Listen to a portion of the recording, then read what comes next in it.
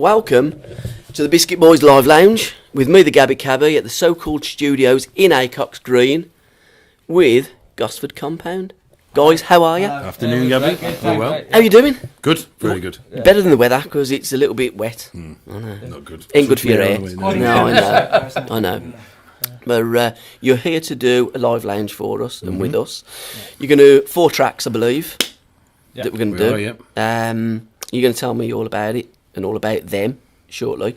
But first, what I want you to do is introduce your band and the dynamics, because one's on the drum. I'm guessing it's the guy that done the clap 3 times. Because he was out of time. Yeah, exactly, yeah. The bass guitarist and lead vocalist. So that's all the surprise, guys. We haven't done the intros yet. Okay, then. Starting from the shortest over there, sitting up there. That's Mark Cooley. That's one perched on this higher. Yeah, exactly, yeah. He's always on a seat. It's playing the drums. He's a very enigmatic man. He's got 16 Facebook accounts, so you can find them all. Gaz here is the kindest man, nicest man to ever look like this, and he's the bass player and self-professed band manager. And I'm Gareth Hughes, also known as Gank, and I play the guitar and sing the lead vocals. who writes the songs? Me exclusively, completely. Nothing to do with the rest. They have ideas. It's a democracy. We all have our say, and then we do what I say. No, it's a joint effort, really. Most of the time, it takes 2 songs for us to write 1 song because we pinch. We'll be jamming around. We meet together for a couple of hours every week. We go into a studio. Gaz is always way too loud, so once we've had those arguments and turned him down, we get to write some music. We just jam most of the time, come up with some riffs.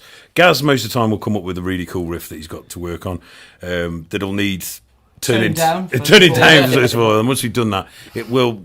I like to have melody. I don't want it to just be driving. I think it has more effective if we've got melody as well. So we'll try and find out what melody's there. I'll sing gobbledygook to just sort of get an idea of what we're going to do. Some melodies.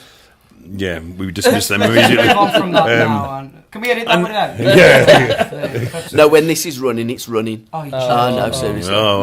Then. Sorry, everybody. We're not that clever. Yeah, well, any other bass player who's watching or listening, they'll know how Gaz feels. We just dismiss everything that he comes up with, apart from riffs.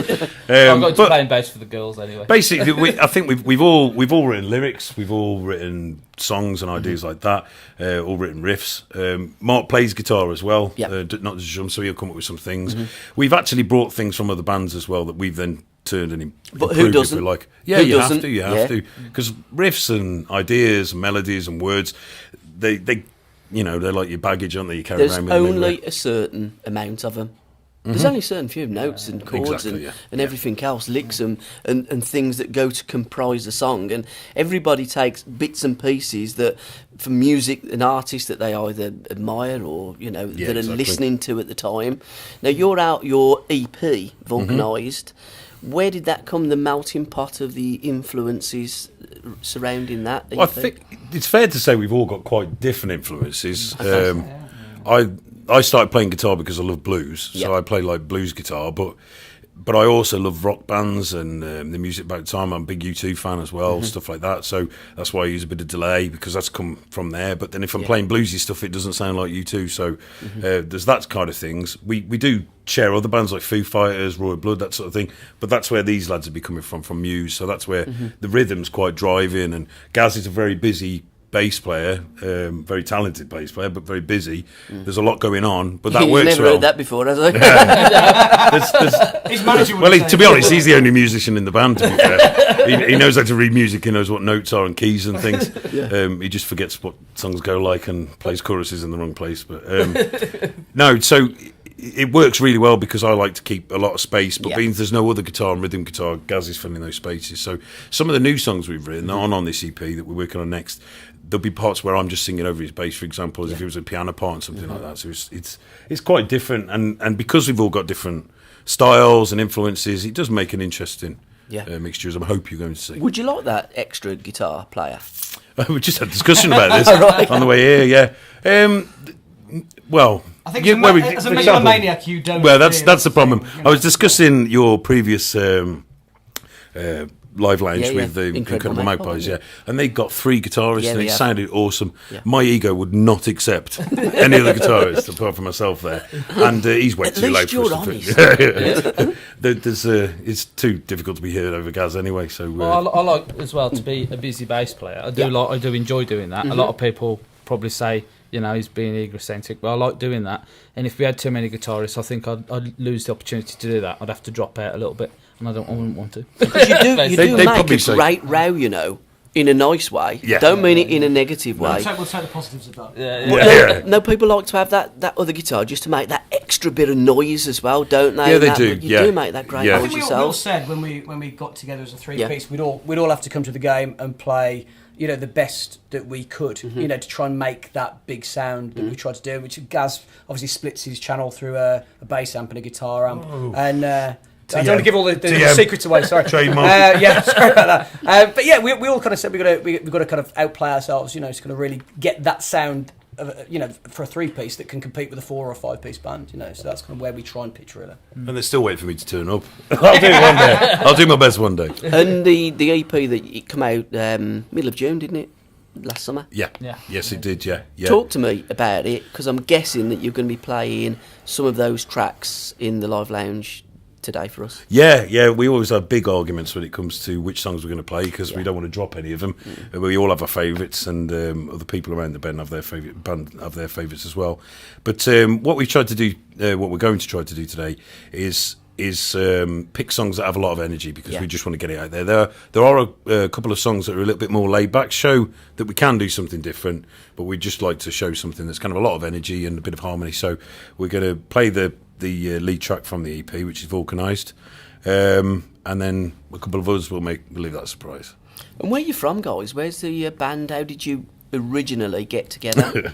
Well, we've actually known each other for 20 years, but we haven't been together as a band for 20 years. We met in a party, sort of 97, and decided 20 years later that we'd do some music together, just because, like how George Lucas had to wait for technology to improve so that he could make the other films. Where in Star Wars, we had to wait till we got enough angst and depression and baggage to be able to write some songs. And learn to play. Yeah, learn to play as well. So that's what we've done. So we actually geographically all ended up being the same place at the time. Gaz said, "Look, let's get together and do something." We used to jam when we first met, but obviously life got in the way, and then we've all ended up back in the same place. So it's a really cool story. It's great to have them back in my life, particularly. Unfortunately, they've got to put with me now, but yeah, it's good, and it's been really exciting. We've only been together playing for a short time, but there's a lot of fun and excitement and camaraderie, and there's that as well. Yeah, we're good mates. We enjoy each other's company. Seem to feed off one another as well and bounce off one another when it comes to ideas and stuff. It all comes very natural.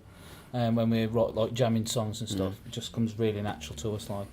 So does piss taking as well. Yeah, it does. Yeah. We wouldn't even start. We're too professional. I think that's what it is. We do get in a room, make a noise, we get excited by that noise. It's a big engine room. We have a lot of fun with it. Walk away thinking, that's brilliant. Listen to the recording, go, Mwah.